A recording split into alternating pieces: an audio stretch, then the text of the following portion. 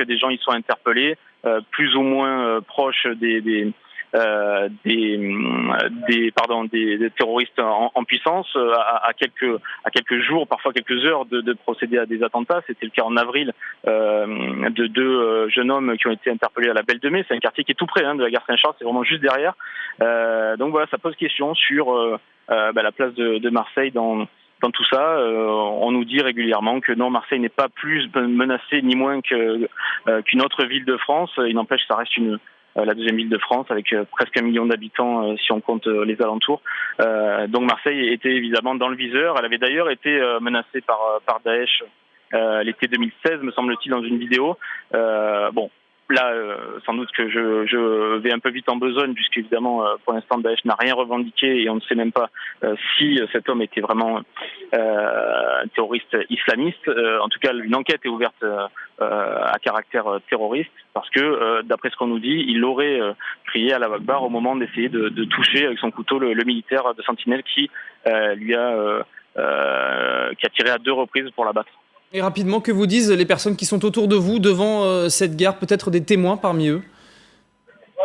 Des témoins, moi personnellement, j'en ai pas rencontré. Des consoeurs et des confrères de la Provence, oui, évidemment. Mais évidemment, les gens sont choqués. Il y a eu un certain mouvement de panique, puisque les 2 coups de feu du militaire, évidemment, ont dû énormément résonner dans la gare. Et peut-être que les gens ont d'abord cru à un attentat à l'arme à feu. Il n'empêche que c'était les coups de feu de Sentinelle. Donc, j'imagine que la polémique, la problématique autour de Sentinelle, de l'état d'urgence, va reprendre de plus belle dès ce soir. Parce que sans ces militaires, on peut penser qu'il y aurait pu y avoir d'autres victimes. Merci beaucoup Romain Capdepont, journaliste à la Provence. Il est 17h sur LCI. Nous sommes en direct de Marseille pour cette édition spéciale, évidemment. Un peu plus de 3 heures maintenant après cette attaque au couteau en plein cœur de la cité phocéenne, ici à la gare Marseille-Saint-Charles, désormais bouclée. Voilà ce que l'on sait de cette attaque. 2 passantes tuées à coups de couteau. L'assaillant serait d'origine nord-africaine selon nos informations, de 25 à 30 ans.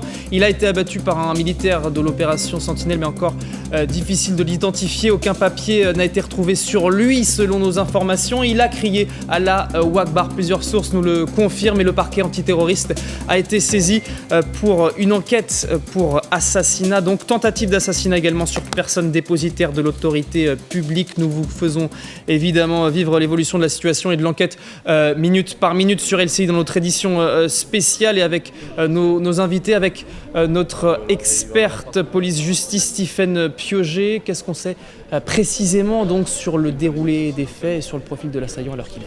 Eh bien, il était environ 13h45 quand l'assaillant muni d'un couteau de bouche, et c'est ce que nous disait Yves Lefebvre du syndicat SGP Police. Donc, il était armé de ce couteau de boucher. Il arrive devant 2 femmes, 2 passantes, qu'il blesse mortellement au ventre, selon nos informations. Il est de suite...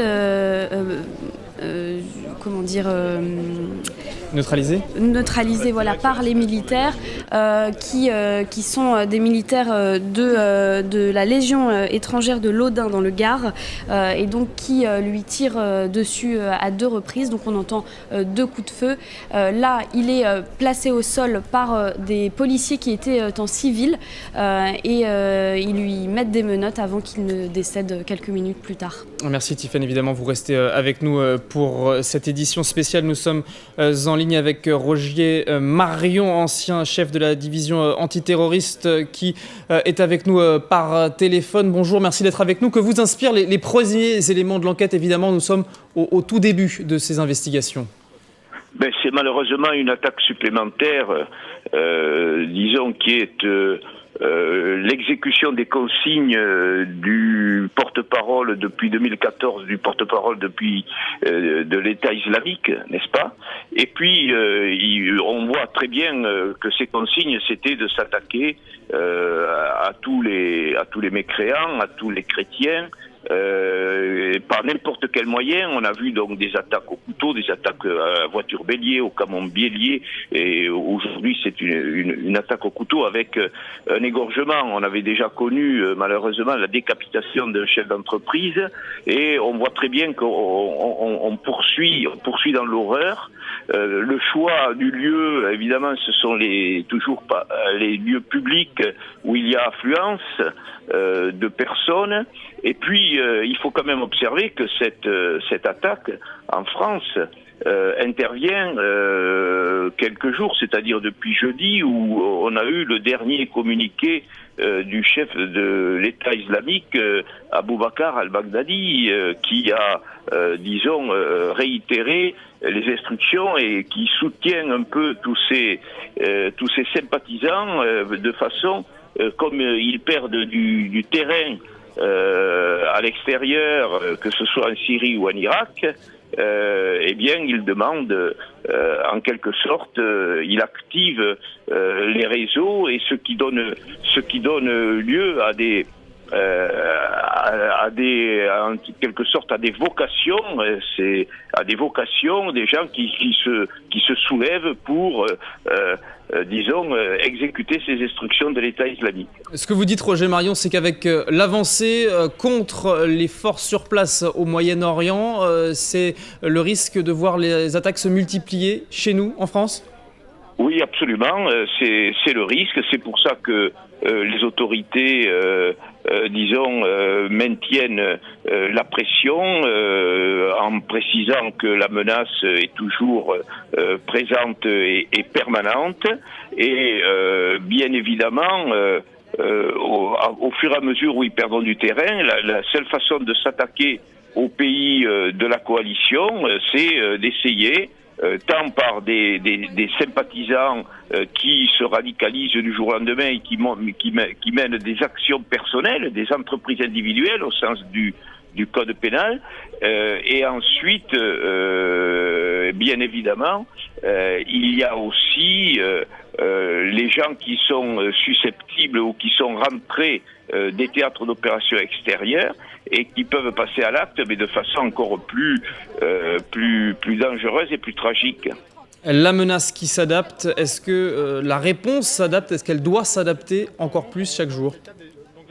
Mais sur le terrain, on voit très bien qu'elle est adaptée, puisque la riposte a été immédiate, c'est-à-dire la conjonction des forces militaires et des forces civiles au travers, du dispositif Vigipirate et du dispositif Sentinelle, n'est-ce pas? Il y a bien évidemment cette riposte qui est immédiate. Maintenant, bien évidemment, on se rend compte que dans les nouvelles dispositions, c'est-à-dire à partir du moment où on ne va plus être en état d'urgence, on se rend compte que le pouvoir exécutif va perdre la main par rapport au pouvoir judiciaire. Mais le pouvoir judiciaire, lui, il intervient malheureusement quand le crime a été commis. Merci beaucoup Roger Marion pour cette réaction. C'est un chef de la division nationale antiterroriste d'avoir été avec nous. J'accueille sur ce plateau Michael Darmon. Bonjour. Bonjour. Vous êtes éditorialiste Sud Radio. On parlait évidemment de la réponse de l'exécutif. On apprend que le ministre de l'Intérieur Gérard Collomb est attendu maintenant aux alentours de 17h30, d'ici une vingtaine de minutes sur place en bas des marches de la gare Marseille-Saint-Charles, ce quartier qui est bouclé. Il prendra la parole aux alentours de 18h et on le suivra évidemment en direct sur LCI. Ce ministre qui est en place depuis 4 mois et qui a déjà eu plusieurs attaques à gérer. Oui, notamment quelques pas de son bureau, aux Champs-Élysées, peu après son installation. Et un ministre qui d'ailleurs en ce moment est en pleine discussion avec le Parlement, en plein débat parlementaire sur le texte sécurité intérieure qui prévoit d'intégrer au droit commun des dispositifs donc, de l'état d'urgence. Très certainement, sa formule qu'il a prononcée à l'Assemblée en disant qu'il fallait donc, pour une menace durable, une réponse durable, sera encore répétée et très certainement va-t-il aussi vouloir donc démontrer que le dispositif qui est mis en place a donc fonctionné. Il est vrai que la réaction très rapide des soldats de l'opération Sentinelle va également reposer le problème, alors qu'on sait qu'on est en dispositif de redéploiement, comme dit le ministère donc, de la Défense, de l'opération Sentinelle, tout en précisant et en voulant rassurer certaines inquiétudes sur le fait qu'il n'y aurait pas de diminution du nombre de soldats affectés, mais que les forces seraient redéployées. Donc la question va encore se poser, effectivement, est-ce que cette opération Sentinelle ne doit pas être pérennisée dans sa formule actuelle, parce qu'on voit bien encore à quel point elle a été efficace. Et nous sommes avec Denis Demontpion, également journaliste politique. Cette attaque qui donc s'invite dans l'actualité politique aussi, puisque nous sommes en plein débat à l'Assemblée, ce que disait Michaël Darmon. Est-ce que ça peut changer la donne dans la teneur des débats ?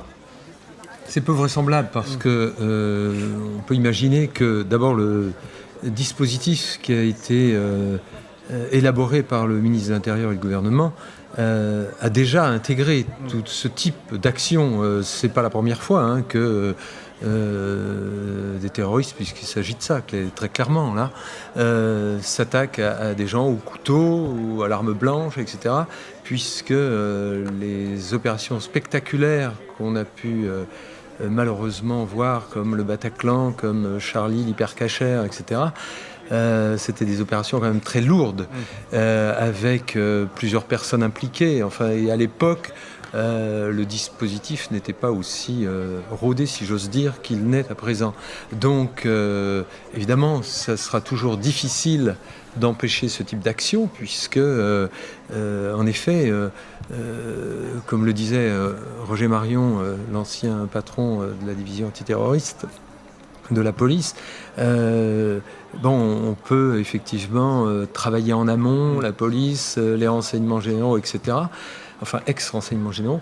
Mais quant à canaliser, juguler toutes les personnes susceptibles de répondre aux appels de Daesh, c'est très difficile. Et on a ce débat donc à l'Assemblée en ce moment et beaucoup de réactions évidemment politiques aujourd'hui. Appel à l'unité, à la solidarité évidemment assez unanime au sein de la classe politique. On va voir peut-être ces tweets qui vont s'afficher sur l'écran, à commencer par le porte-parole du gouvernement, Christophe Castaner. Mobilisation totale de l'État aux côtés des Marseillais. Le ministre de l'Intérieur se rend sur place, attendu dans l'heure qui vient au pied de ces marches de Marseille-Saint-Charles.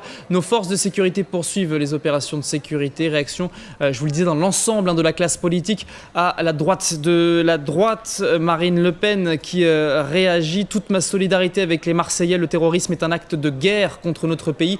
Il faut enfin le combattre comme tel. Et puis Jean-Luc Mélenchon, lui aussi, a réagi sur Twitter. Marseille pleure avec ses pauvres victimes. L'assassin aussi répugnant que ses motifs. C'est évidemment un élu de la ville, le député de Marseille, Jean-Luc Mélenchon, qui réagit ici. Mais c'est aussi Paris qui est solidaire aujourd'hui. Regardez ce tweet d'Anne Hidalgo. Tout mon soutien aux proches des deux victimes. Les Parisiens sont aux côtés des Marseillais. Nous pensons très fort à vous. Et alors, il y a des mots qui peuvent être analysés dans ce qu'on vient de voir. Il y a notamment ce terme de guerre, acte de guerre, utilisé par Marine Le Pen. Oui, utilisé par les gouvernants précédents pendant tout le quinquennat. À partir du moment où les attentats ont commencé à se multiplier, et bien évidemment à partir aussi donc du Bataclan. On se souvient de déclarations de Jean-Yves Le Drian, alors ministre de la Défense, disant nous sommes en guerre, repris par donc Manuel Valls, Premier ministre, nous sommes en guerre, et lui-même disant ça va durer 30 ans. Il faut se préparer à une génération complète qui soit donc une énergie totale pour le combat contre le djihadisme. Donc effectivement, on est dans des propos et dans des modes de réaction qui à la fois traduisent effectivement le fait qu'on est, comme on le disait, dans une menace installée, ancrée, durable, et qui prend à chaque fois maintenant des formes nouvelles. On l'évoquait tout à l'heure, j'entendais sur le plateau, le problème nouveau maintenant auquel il va falloir se confronter, c'est le retour donc des djihadistes qui reviennent du terrain de la zone militaire, et en particulier les plus jeunes, avec tous les problèmes que ça a posé. Donc effectivement, on est face à une situation polymorphe et qui est ancrée et qui est un combat contre effectivement une action terroriste. Sur ce dernier point du retour des djihadistes de Syrie, Tiffaine Piauget, vous nous parliez tout à l'heure de l'anticipation de ce phénomène qui est attendu évidemment par les services. Voilà, pour l'instant, je voulais confirmer quelques chiffres.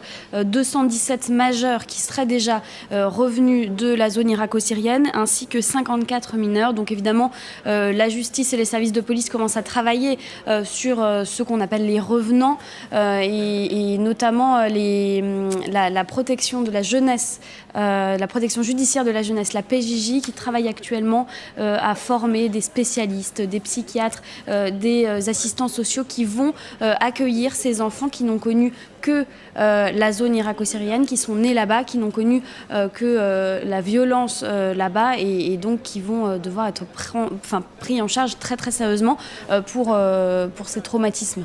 Alors là, je rappelle que l'on parle d'une attaque au couteau et un assaillant qui n'est pour l'instant pas identifié. Ses motivations donc non plus, son parcours, ses réseaux ne le sont pas. Ça viendra évidemment au fil des heures, peut-être des premières interventions, des premières informations. Également dans les mots du ministre de l'Intérieur Gérard Collomb, attendu en bas de ses marches d'ici moins d'une heure maintenant. Denis de Montpion, sur ces mots, j'y reviens. Acte de guerre contre notre pays, il faut enfin le combattre comme tel, de Marine Le Pen. Ces propos, qu'est-ce qu'il vous inspire ? Écoutez, Marine Le Pen ne fait que reprendre des propos prononcés précédemment par François Hollande sous son quinquennat. Ce que disait Michael Darmon. Oui, et puis... ça veut dire qu'aujourd'hui, c'est pas pris en considération comme tel ? Bien sûr que si, mais c'est une manière de montrer que la situation est sérieuse et que donc, c'est une façon aussi de répondre à ceux qui ont un petit peu critiqué ce projet de loi, vous savez, pour mettre un terme à l'état d'urgence stricto sensu à partir du mois de novembre, je crois.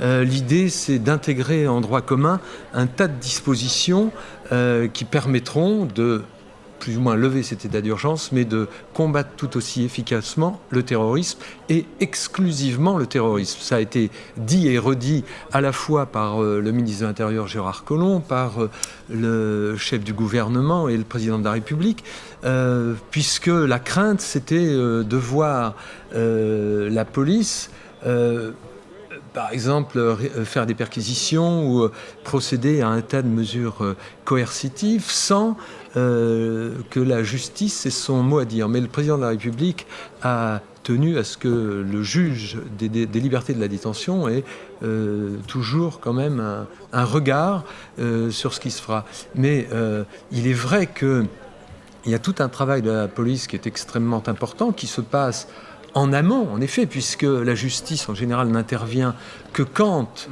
il y a eu un acte criminel qui a été commis. Et il y a tout un travail, j'allais dire, d'anticipation à avoir, et que peut-être il faut renforcer, il faut adapter.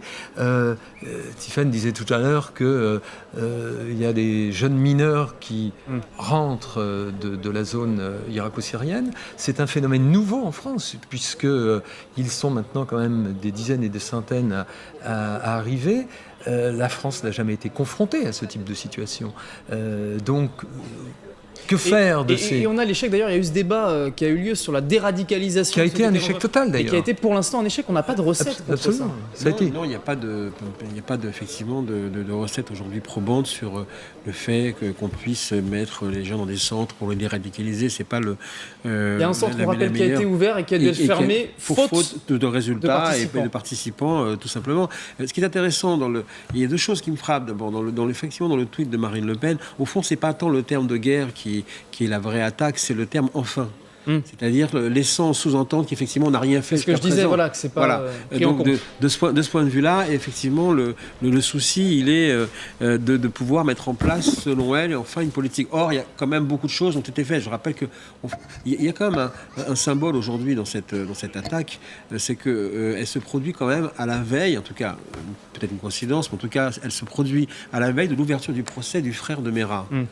Qui demain va remettre sur la place publique pendant de longs débats tout ce qui s'est passé à ce moment-là, et c'est le premier attentat estampillé djihad en 2012, et qui a mis également au jour toutes les failles, ou en tout cas les difficultés pour le renseignement français de pouvoir filtrer, à la fois signaler, suivre, puisque le personnage, donc le terroriste Mohamed Merah, était largement identifié, connu, repéré, mais il avait quand même réussi à passer à travers les différentes mailles du filet. Et c'était vraiment cette affaire-là qui déclenche ensuite, on est en même temps entre deux campagnes présidentielles, et qui déclenche ensuite toute une réforme du renseignement qui va arriver à la création des renseignements territoriaux qui vont travailler à ce qu'on appelle le spectre du bas, c'est-à-dire tous ceux qui sont peut-être candidats à la radicalisation, mais dont on ne sait pas si vraiment ils vont passer. Et c'est là, effectivement, que se trouvent toutes les difficultés. Oui, j'accueille sur ce plateau Driye Saïd Youssef, bonjour, de l'Institut Léonard de Vinci. On parle de cette première attaque vraiment en 2012 de Mohamed Merah. Depuis, la menace, elle a évolué, elle a été prise en compte, mais finalement, ça peut toujours frapper n'importe où, n'importe quand. Oui, ça peut toujours frapper. Hélas, je vous renvoie simplement à une interview du directeur général de la sécurité intérieure, Laurent Nunez, il y a quelques jours, et qui indiquait que la menace, elle était aujourd'hui surtout intérieure. La menace d'individus aujourd'hui qui sont peu ou pas repérés par les services de renseignement et qui pourraient à tout moment passer à l'action. Et là, hélas, nous en avons un très mauvais exemple aujourd'hui. Et j'ajoute, pour les informations très pratiques, puisque nous sommes toujours en direct de Marseille, de cette gare qui a été bouclée, que selon le patron de la région PACA, Renaud Muselier, qui était avec nous tout à l'heure par téléphone, il y a une reprise partielle du trafic après que les forces de l'ordre aient sécurisé les rames et les voies. Ça veut dire qu'une partie des premières opérations après l'attaque Tiffaine Piauget ont pris fin là, sur les lieux de l'attaque tout à l'heure à 13h45. Voilà, c'est ça. Sur tout ce qui est sécurisation, là, voilà, ça a évidemment progressé. Ça fait plusieurs heures maintenant. Ça s'est passé, vous l'avez dit, à 13h45. Maintenant, il va falloir aller plus en avant sur cette enquête et connaître l'identité de cet homme.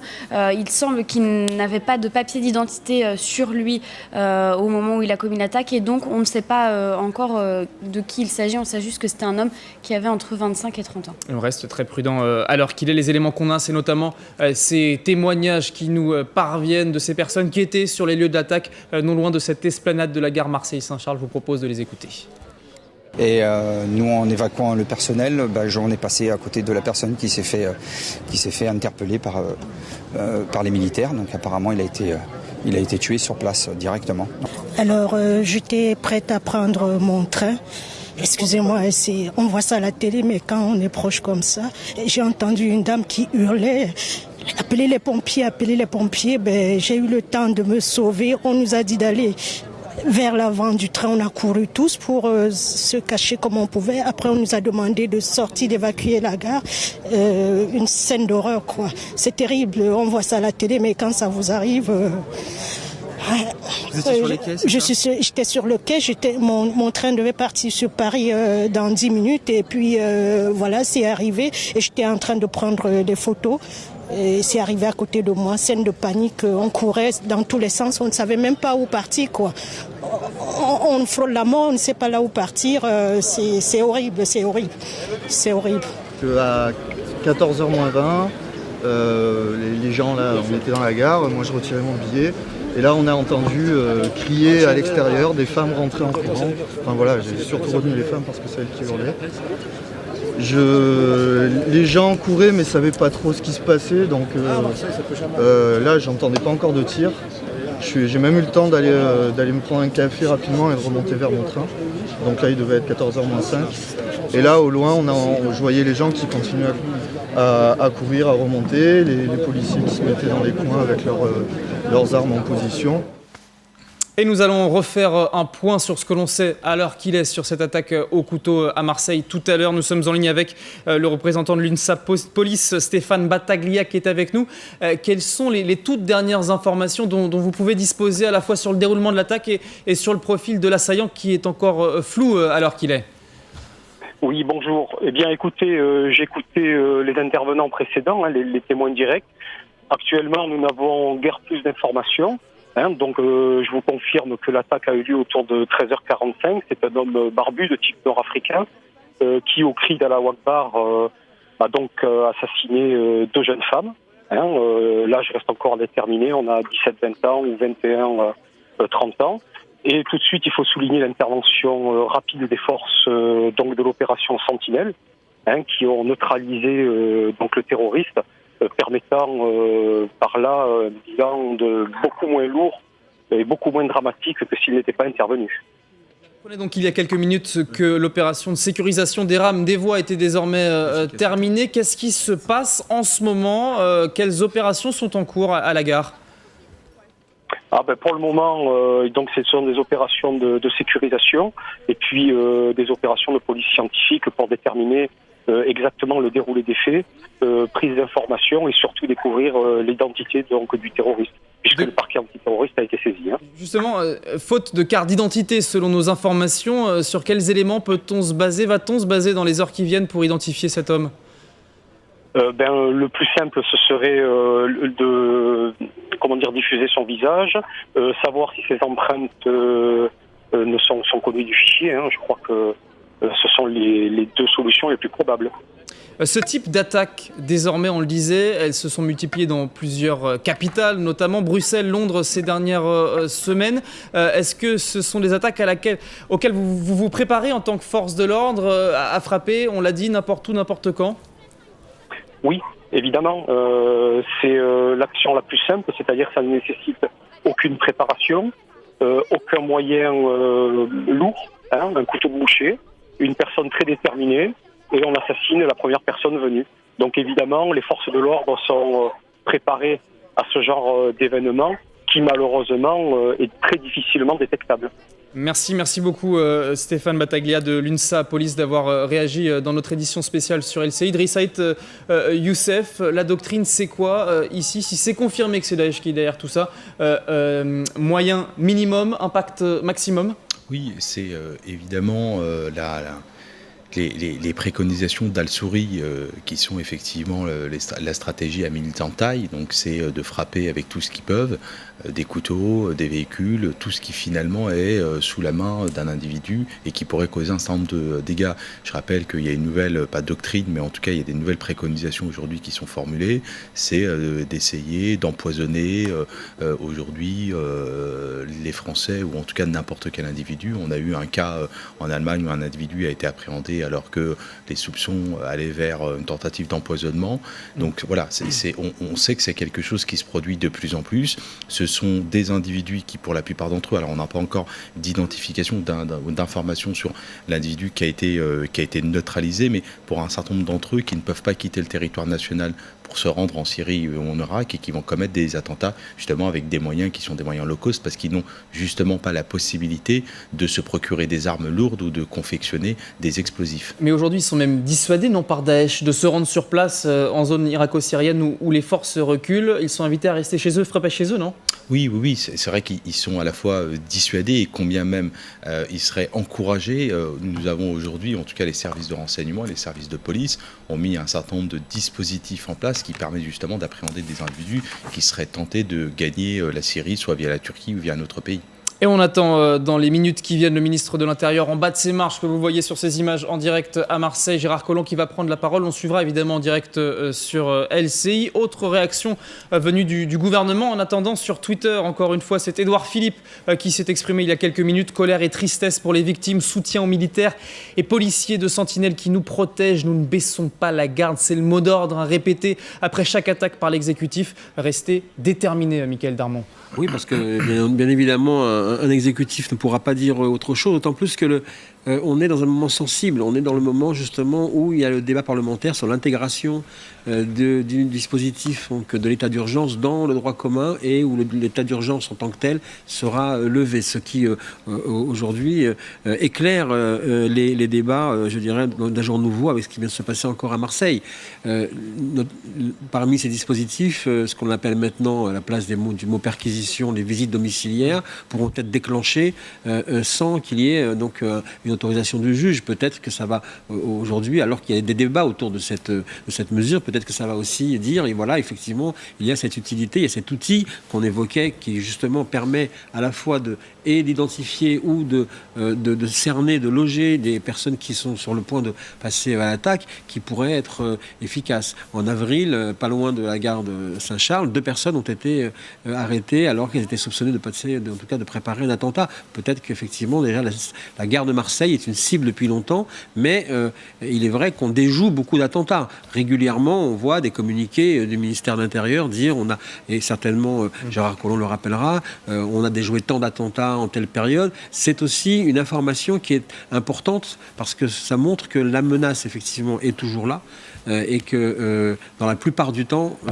les services de sécurité arrivent quand même à en déjouer. Oui, Tiffaine Piauget, puisqu'on parle là, évidemment, on est en édition spéciale quand cela frappe, quand les individus parviennent à frapper ici au cœur de Marseille, mais il y a ce travail en coulisses qui se fait discrètement par les services de renseignement et des opérations qui sont déjouées.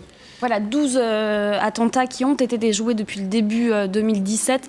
C'est un chiffre en constante augmentation. Là, sur les 3 dernières années, il y en a qui sont déjoués de façon un petit peu partout en France, on l'a dit, à Marseille, à Saint-Denis, très récemment.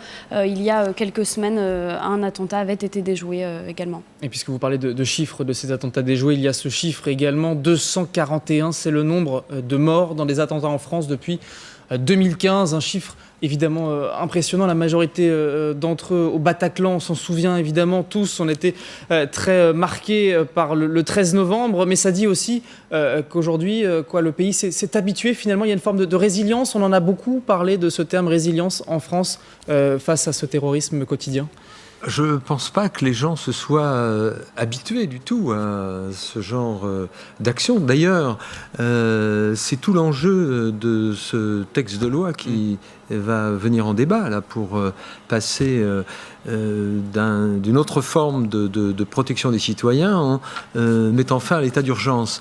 Et là-dessus, il y a quand même une certaine, même si on entend des voix discordantes, il y a quand même une certaine unanimité sur le fait que la situation est grave et qu'il faut en effet faire en sorte que les attentats à grande échelle, comme on en a vu, n'aient plus lieu. D'ailleurs, on voit bien que ce qui s'est passé à la gare Saint-Charles aujourd'hui, c'est plus du tout du même registre. Ce sont alors, est-ce que cet homme a agi de manière solitaire ou pas? L'enquête le dira. Sans doute, d'ailleurs, le parquet antiterroriste a-t-il déjà pas mal d'informations sur la manière dont ça s'est déroulé et aussi s'il y a des complicités. Mais vous savez comment c'est dans ce type d'enquête extrêmement sensible, ce n'est pas tout de suite qu'on met tout sur la table, parce que on opère peut-être des perquisitions, on sait dans l'entourage proche de l'assaillant,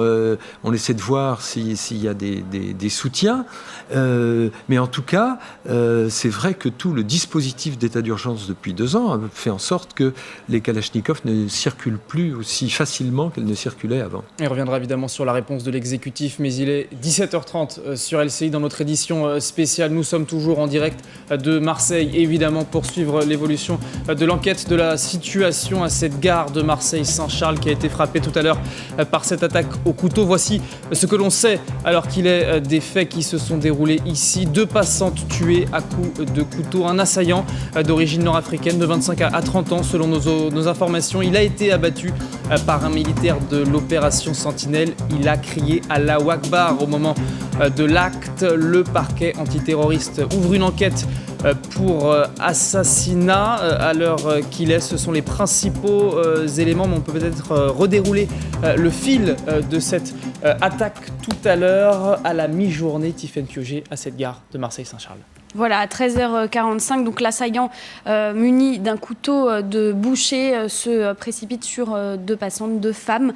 Il les blesse mortellement au ventre. Il est ensuite touché par les armes à feu des militaires de l'opération Sentinelle, des militaires de la Légion étrangère et neutralisé ainsi par des policiers qui étaient en civil et qui lui menottent les bras avant qu'il ne décède quelques minutes suivant. Driss Saïd Youssef, ce scénario, Il est rare l'attaque au couteau en France, mais on l'a vu dans différentes villes et le mode opératoire là est désormais connu.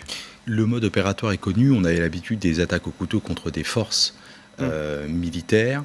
Les attaques au couteau contre des civils, on en a connu un petit peu en France, mais ce n'était pas les plus répandus. En revanche, on peut parfaitement faire un parallèle en Israël. C'est-à-dire qu'aujourd'hui, nous avons un certain nombre de terroristes qui s'attaquent directement à la population. L'objectif principal, c'est évidemment de terroriser et de tuer le plus de civils possible. C'est un parallèle qu'on ne peut pas s'empêcher de faire, ce qui démontre encore une fois que nous vivons une période assez critique. Après, l'examen de la personnalité de cet individu nous dira si cet individu a déjà quitté le territoire, quand est-ce qu'il a été endoctriné, est-ce que c'est récent, est-ce que c'est lointain, est-ce que c'est un individu qui est marginalisé ou pas. Voilà, mais c'est vrai que c'est pas une habitude d'avoir un individu qui s'en prend directement à des civils, mais plutôt à des militaires ou à des fonctionnaires de police. Et on parle souvent dans ces cas-là de l'exemple d'Israël, mais c'est une situation différente. Ou est-ce qu'on peut comparer aujourd'hui à la menace qu'il peut y avoir en France, Michaël Darmon ?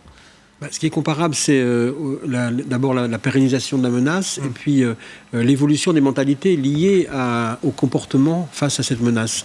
On voit maintenant que dans plus en plus de lieux publics, en France, on est fouillé à l'entrée, on contrôle les sacs, on passe parfois sur des portiques à l'entrée de centres commerciaux. Tout cela, dans ces pays-là, et notamment en Israël, sont des comportements et des processus qui sont déjà largement intégrés par une population. La différence près, c'est que quand même, dans ce pays, on vit avec ce sentiment, en tout cas cette intégration de la notion de sécurité depuis le plus jeune âge pour chacun, tandis qu'en France, on est malheureusement confronté à cela depuis quelques années. Il a fallu beaucoup d'attentats pour comprendre à quel point maintenant on est effectivement dans un moment, je dirais, pérenne. D'ailleurs, très souvent, les représentants des services de renseignement israéliens sont venus proposer des services d'analyse et sont en liaison permanente avec les services français parce qu'effectivement, ils ont cette expertise liée à cette expérience. Il faut une sorte de culture de l'antiterrorisme, Denis de Montpion ? Oui, je crois que là-dessus, la France n'est pas du tout à la traîne, puisque depuis 1986, qu'on a eu les premiers attentats terroristes, il y a eu tout un dispositif qui s'est mis en œuvre. D'abord, un parquet spécialisé, dédié à ces actions-là, qui a beaucoup évolué au fil des attentats et des divers modus operandi qu'on a pu voir. Alors, vous évoquiez tout à l'heure la gare Saint-Charles et l'attaque au couteau. Il y avait déjà eu Saint-Étienne-du-Vouvray, vous savez, on se souvient. Voilà, ce prêtre qui avait été égorgé dans des conditions absolument déplorables. Et là, il semble d'ailleurs que si à Marseille, il y a aujourd'hui cet impact comme ça dans l'opinion, c'est aussi parce que il semble que ça a été extrêmement violent et spectaculaire. Et alors, effectivement, quand ces assaillants passent à l'action, c'est pour faire non seulement des dégâts physiques, mais aussi psychologiques. On va justement les entendre, si je puis dire, ces dégâts psychologiques, puisque nous avons un nouveau témoignage qui nous parvient de quelqu'un qui était donc sur cette esplanade tout à l'heure à 13h45 quand l'assaillant a frappé.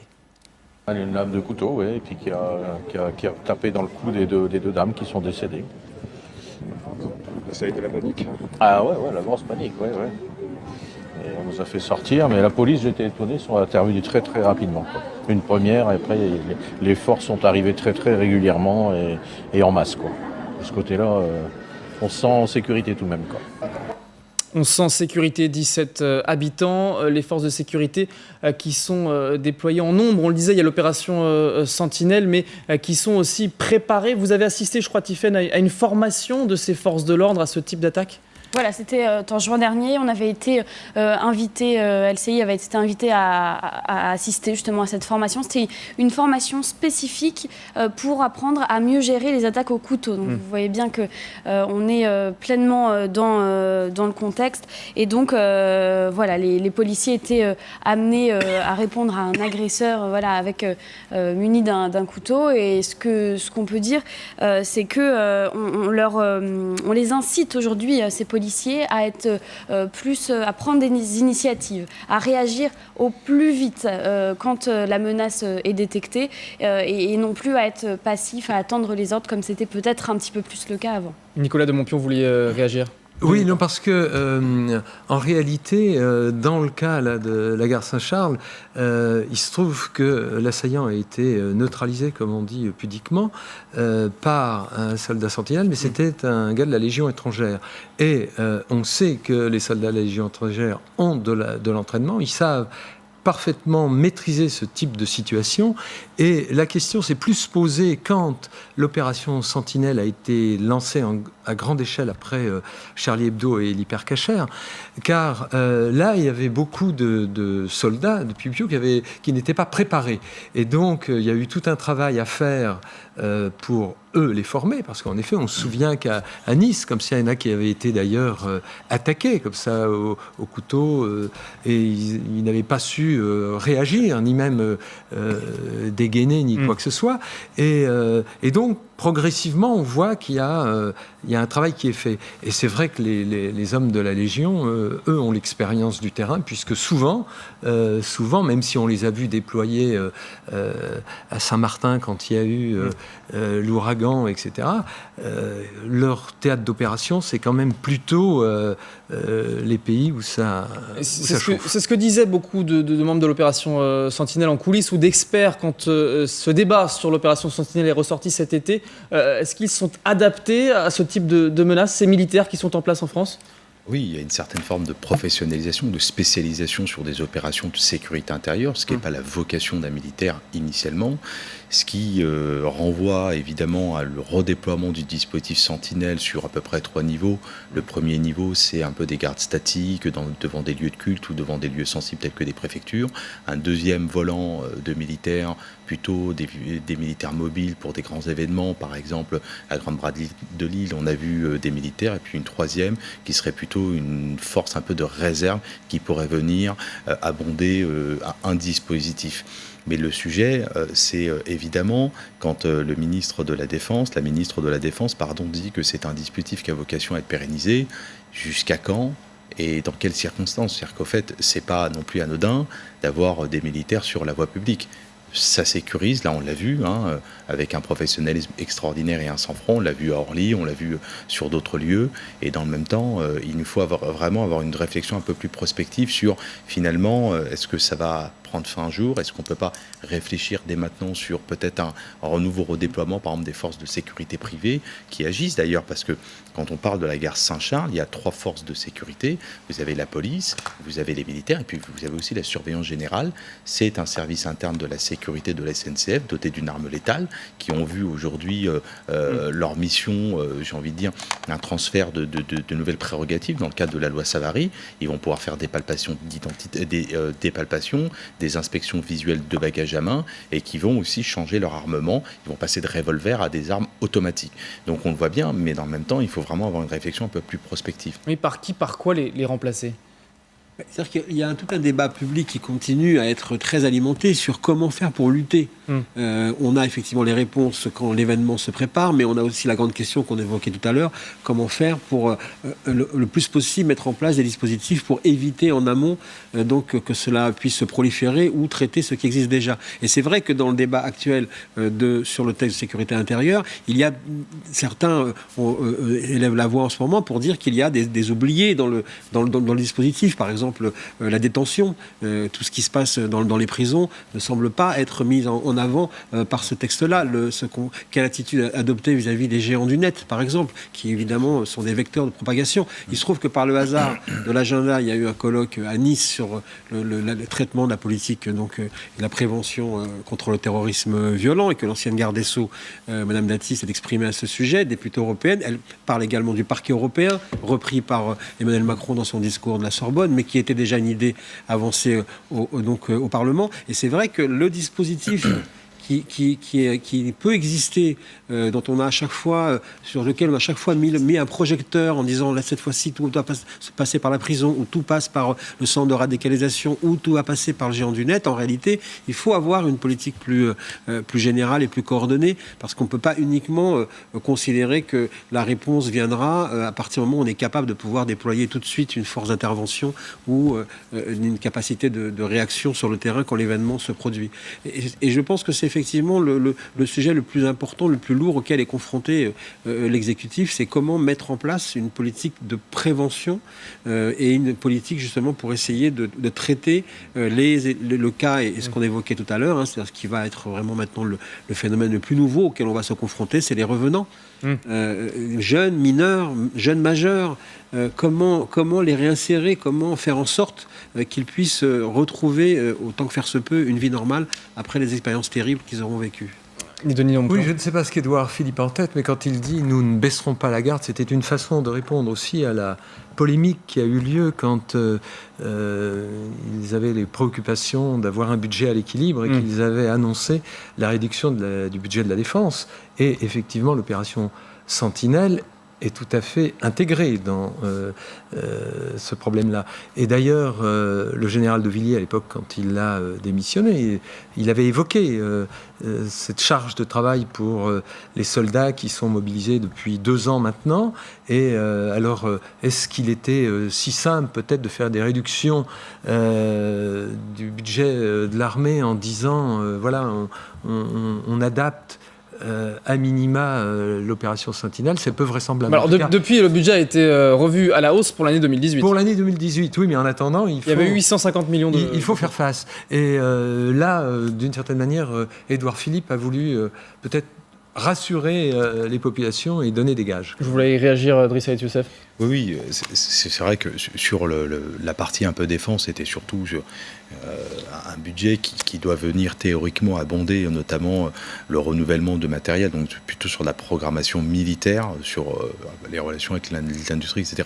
Mais je reviens sur ce que disait tout à l'heure Michaël Darmon, qui était essentiel. C'est-à-dire qu'aujourd'hui, nous avons terminé l'examen, en tout cas à l'Assemblée nationale, du projet de loi sécurité intérieure et lutte contre le terrorisme. On voit bien qu'aujourd'hui, on a transféré un certain nombre de dispositions. Alors c'est vrai, avec l'arrivée nouvelle du juge des libertés et de la détention dans le dispositif pour assurer un minimum de garanties, et dans le même temps, on ne peut pas s'en satisfaire. On ne peut pas s'en satisfaire. C'est-à-dire qu'aujourd'hui, le vrai sujet, c'est aussi sur le plan éducatif. D'ailleurs, le président de la République le dit bien dans un entretien, dans un grand hebdomadaire, quand il dit la réponse, elle est sécuritaire, mais elle est aussi éducative. Mais ça passe par quoi concrètement ? Ça passe par quoi l'éducation ? Vous prenez les 2 ouvrages de référence. Vous en avez un d'un chef d'établissement à Marseille qui raconte la radicalisation dans son établissement. Il avait témoigné sur notre antenne. Une situation ingérable. Et vous prenez vos confrères qui, dans un livre intitulé « Le chaudron français », qui évoque la lente décadence de la ville de Lunel. Et donc, sur ces 2 sujets, ce ne sont pas forcément des sujets de sécurité intérieure, mais pour le premier, éducatif, et le second, politique de la ville. C'est-à-dire comment, à un moment donné, dans une ville qui subit une décadence terrible, les pouvoirs publics continuent, j'ai envie de dire, d'investir. C'est ça aussi le sujet. Et donc voilà, puis après la réponse aujourd'hui, elle est aussi d'un point de vue un peu plus européen. Voilà, donc je ne suis pas certain que cette loi, elle va définitivement éradiquer le terrorisme dans notre pays. Ce serait une illusion de le croire. Et nous sommes en ligne, je crois, avec le député La République En Marche, Saïd Ahmada, député de Marseille-Nord. Bonjour, merci d'être avec nous. On a entendu l'émotion de plusieurs élus marseillais et de la région tout à l'heure, tout au long de l'après-midi, dans cette édition spéciale. Vous la partagez, on l'imagine, à l'heure qu'il est. Évidemment. C'est vrai que sur une ville comme Marseille, je ne sais pas pourquoi d'ailleurs, mais on se sentait un peu à l'abri de ce type d'acte. Et aujourd'hui, on est frappé de plein fouet. Donc, on est évidemment en colère, ému, et c'est l'agitation, la consternation, la colère, voilà, tous ces éléments, tous ces sentiments mélangés aujourd'hui qu'on ressent tous, élus ou non élus d'ailleurs. Et d'ailleurs, on l'évoquait en plateau, cette actualité, elle s'invite en plein débat à l'Assemblée sur la réponse à donner. La réponse, elle passe aussi par vous les élus ? Oui, évidemment. Vous savez, là, vous avez cet acte qui a été comique, un acte horrible, et je tiens quand même, avant de commencer à commenter l'actualité politique, à présenter mes condoléances aux familles, je crois que c'est la moindre des choses, à féliciter les forces armées, notamment l'opération Sentinelle, d'avoir réussi à abattre donc l'agresseur. Et c'est vrai que ça arrive en plein débat sur la loi sécurité. Moi, je reste et je tiens à rester solide sur les appuis. On est aujourd'hui en état d'urgence et cet acte n'a pas été empêché. Et ça, il faut quand même que les Françaises et les Français, les Marseillais aussi l'entendent. Je pense qu'aujourd'hui, il faut qu'on se focalise sur les aspects préventifs. Et le fait de se considérer à l'abri en état d'urgence fait qu'on passe beaucoup moins, ou on a beaucoup moins de moyens consacrés à tout ce qui est prévention. Et je pense que c'est là qu'il faut qu'on mette l'accent. Et j'invite d'ailleurs les Marseillaises et les Marseillais à être attentifs à ce qui se passe autour d'eux. Je pense qu'aujourd'hui, on a Daesh et leurs sbires qui utilisent l'islam à des fins politiques. Et tous, autant que nous sommes à Marseille, nous devons être attentifs et faire en sorte que ce qui se passe autour de nous, nous puissions alerter. Si on trouve qu'il y a des choses qui ne doivent pas se passer, qu'on puisse alerter les autorités pour dénoncer ce qui nous paraît suspect. Il y a une responsabilité citoyenne, selon vous, Saïd Hamada, aussi ? Là, je pense qu'on ne peut pas laisser uniquement aux forces de l'ordre ou à la justice la responsabilité de combattre Daesh. C'est une responsabilité commune. Et j'invite donc tous les Français, les Françaises, les Marseillais, les Marseillaises à vraiment s'emparer de cette problématique qui est un vrai fléau. Et il faut qu'on s'y attelle dès maintenant parce que sinon on aura des actes de ce type qui vont se multiplier. Un mot sur la cible, Saïd Hamada, cette gare de Marseille-Saint-Charles, bondée évidemment un dimanche après-midi, qui a dû être évacuée. C'est le cœur de Marseille qui a été touché aujourd'hui ? Oui, c'est le cœur de Marseille, c'est le régime de la terreur. Vous savez, quand on parle de terrorisme, il faut prendre les mots dans leur acceptation originelle. L'objectif de Daesh, c'est de semer la terreur dans nos pays. Et c'est ce qu'ils essaient de faire par des actes de ce type. Et un peu désespéré à mon avis. Mais bon, là c'est un avis de quelqu'un qui est un peu profane à la matière, puisque je ne suis pas un spécialiste des mouvements terroristes. Mais clairement, aujourd'hui, Marseille a été frappé dans son cœur. Et j'espère que Marseille va réagir comme les Marseillais savent le faire, c'est-à-dire avec dignité, avec compassion pour les victimes, avec compréhension aussi de ce qu'est l'islam. Tout le monde ici à Marseille, il y a des parents, des amis qui sont de confession musulmane. Je suis moi-même de confession musulmane. Et je sais qu'ils sauront faire la part des choses entre ceux qui utilisent cet outil parce qu'ils considèrent l'islam comme un outil politique pour parvenir à leur fin. Ils sauront faire la part des choses entre les musulmans et les autres. Et eux, ce sont des terroristes, des personnes qui ont quitté la réalité humaine, qui ont quitté, j'allais dire, la condition humaine, qui aujourd'hui mènent une guerre contre l'humanité. Et c'est contre eux qu'on doit combattre. Je sais pouvoir compter sur les Marseillais. On entend sous votre appel exactement aux Marseillais, à vos administrés, à l'heure qu'il est. Quelle atmosphère vous sentez dans la ville ? Quel témoignage vous remonte de Marseille depuis l'attaque à la mi-journée ?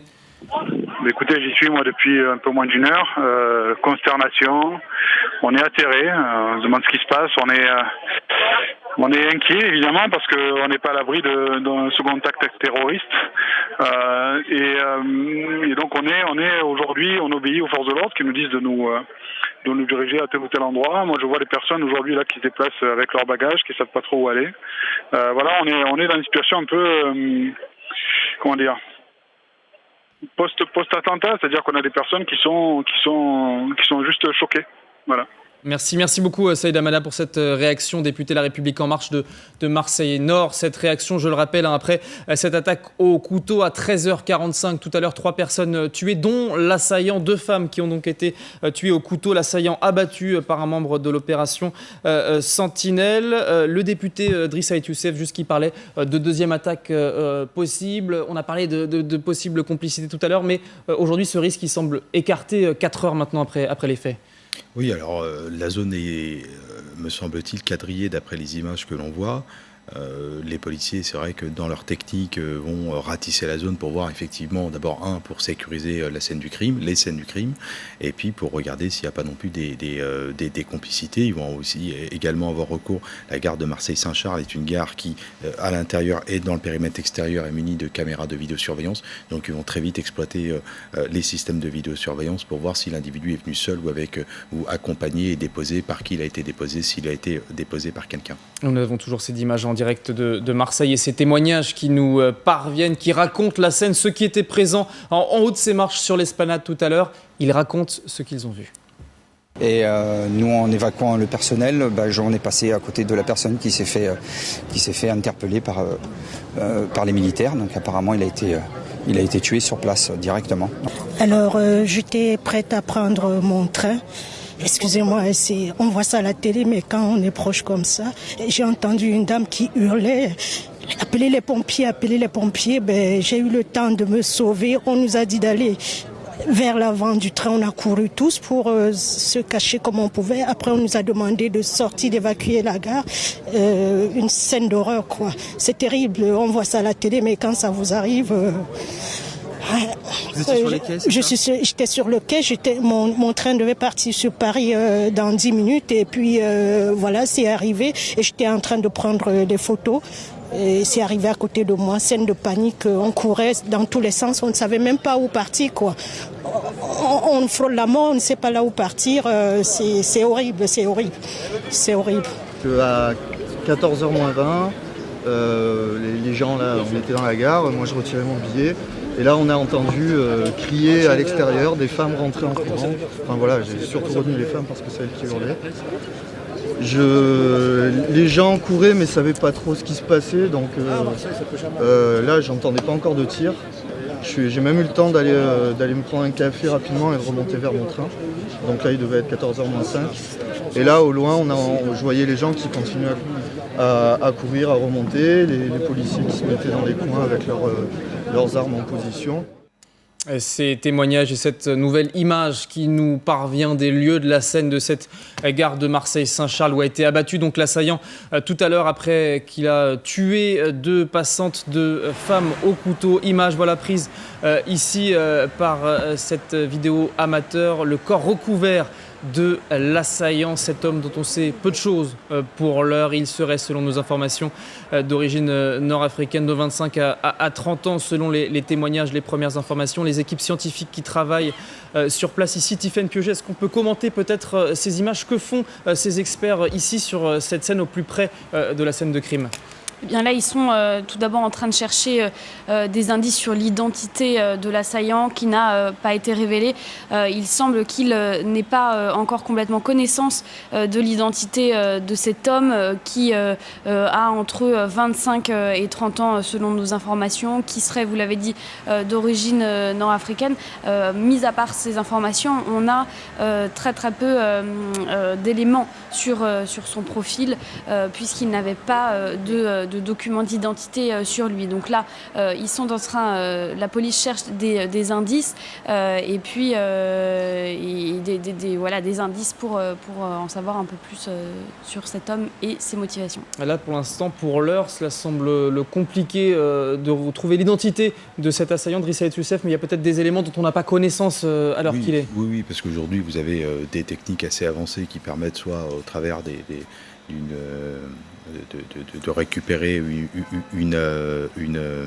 une trace d'ADN et donc de le passer au fichier, ou ces empreintes digitales qui permettent de voir si cet individu est connu par les services de sécurité intérieure. Mais dans le même temps, après, il faut s'entourer d'un luxe de précaution en avançant ces informations. Tiffaine Piauget, un autre élément. Voilà, on a une dernière information.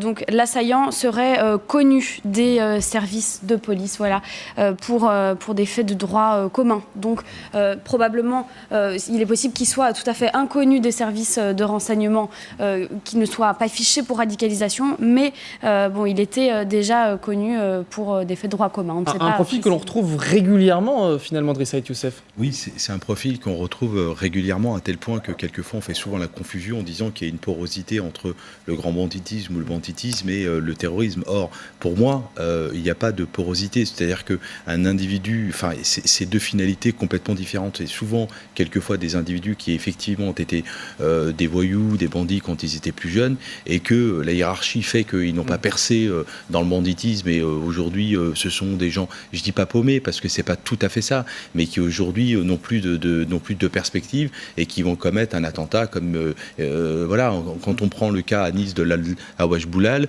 c'est un type qui était un peu connu mais qui n'avait pas forcément de relation avec l'État islamique, qui ne fréquentait pas la mosquée. C'était un type en réalité qui aurait pu mourir dans la différence totale par un suicide. Il a préféré emporter avec lui des dizaines et des dizaines d'innocents, voilà. Et c'est toute la difficulté, Michaël Darmon.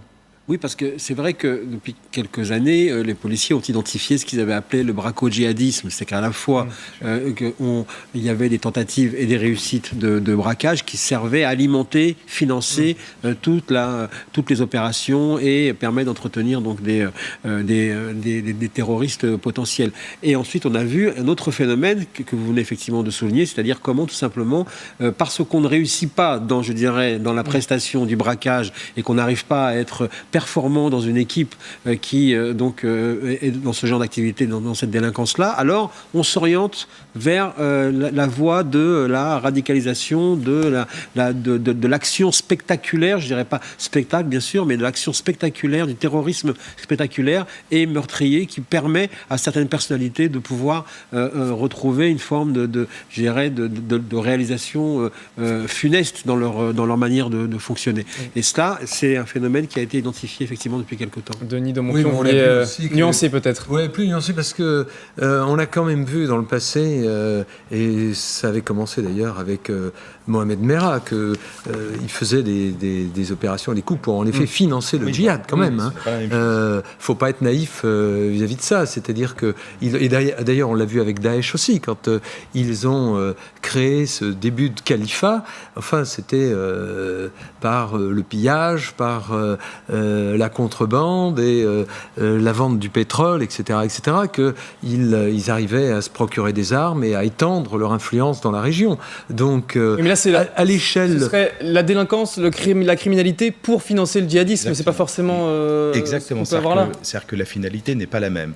Quand, effectivement, on vous a donné de la contrefaçon pour vous enrichir personnellement, ça, vous êtes en banditisme. Quand vous êtes dans la contrefaçon, d'ailleurs, on l'a vu avec Amélie Coulibaly ou avec les frères Kouachi, qui ont eu recours, eux, à de la contrefaçon, mais dans l'unique but, et le seul but, non pas de vivre paisiblement, mais de financer leur attentat terroriste. Et donc, ils ont recours, effectivement, on dit que ce sont des financements de proximité, donc ils ont recours à des activités illicites pour financer un attentat. Ce qui est différent du grand banditisme, qui n'a qu'une seule envie, c'est de s'enrichir, de s'acheter des voitures, des maisons, de les investir, etc. Donc, ce qui